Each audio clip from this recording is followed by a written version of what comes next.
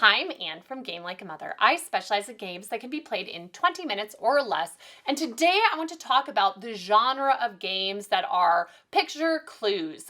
Dixit is probably the most well-known of these, and it's a very simple social game, kind of along the lines of apples to apples, except there's just a little bit more going on in this game. You are, if you were the clue giver, you're picking a word or a phrase that you think goes along with one of the cards in your hand, and then you lay it out face down on the table, and everybody else lays down a picture card from their hand that they think goes along with the word or phrase you just chose, and then you score points as a guesser by either correctly guessing the clue giver's card or by having other people guess your card that you put out as well. So it's really simple. It's really fun. My 4-year-old daughter can hang in there pretty well while playing this game, but also adults enjoy playing it, just even if there aren't any kids around. So it's a testament to the game, the widespread appeal. There is a Disney version of this coming out in the next few months, so be on the lookout.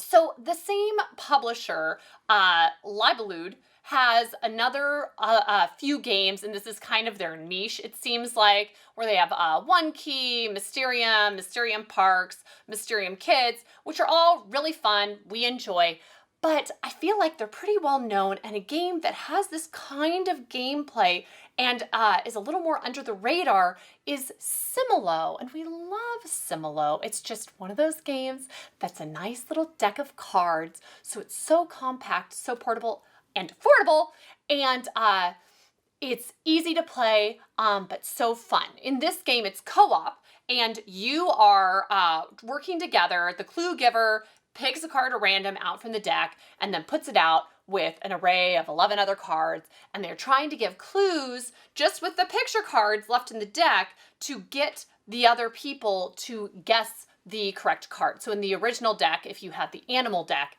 and you're trying to get them to guess the cat card, you might put, if you have like a squirrel card in your hand, you might put it up, vertical besides the stack of cards, and that means it's like the item you're trying to get them to guess, and they say, okay, small mammal, that means it maybe is kind of like this cat, or hedgehog, or whatever else is out there, and then they'd remove some of the other cards. Or they can put out like a snake, sideways, which means it's not like the thing you're trying to get them to guess, and so then they might remove reptiles or amphibians because that is not like the cat or the small mammal, and you just try to go until you just have one card left. Well, what's great about this game is you still lose a fair amount of the time. It's tricky to give good clues. It seems like this would be a shoo-in for kids. It's difficult at first, and so what's nice is even if you lose, it's so quick to just, gather up all the cards, shuffle them really quick, pick out a new card, and start a new game. They also have where you can combine different decks. They have a bunch of different decks you can play with, and my kid's favorite is to combine the regular animals with wild animals. Is really fun, but they have other decks too. They have fables, myths, history, spookies. They even have Harry Potter. So just a nice range of decks to choose from. They all have descriptions on the sides of the cards, so this is great. It can be educational for kids too. Spookies was fun. I got to explain what a banshee was, but they just read on the side of the card. It's part of Irish folklore, and so they're just really easy, nice range of play, work well for kids, but also for adults. It's a nice, pleasant, mellow game to get out and play with a couple of people. It works well. It's very flexible how many people you play with.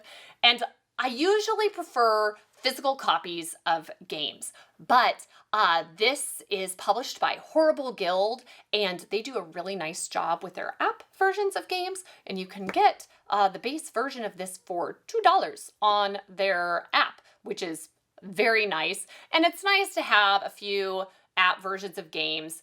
It comes in handy. We have a big theme park trip planned in the next few weeks, and I'm very happy to have this available for us to play in long lines, and you can get a bunch of the expansions too, and they're all very cheap, affordable, and the app works well. So it's pretty fun. You should check it out.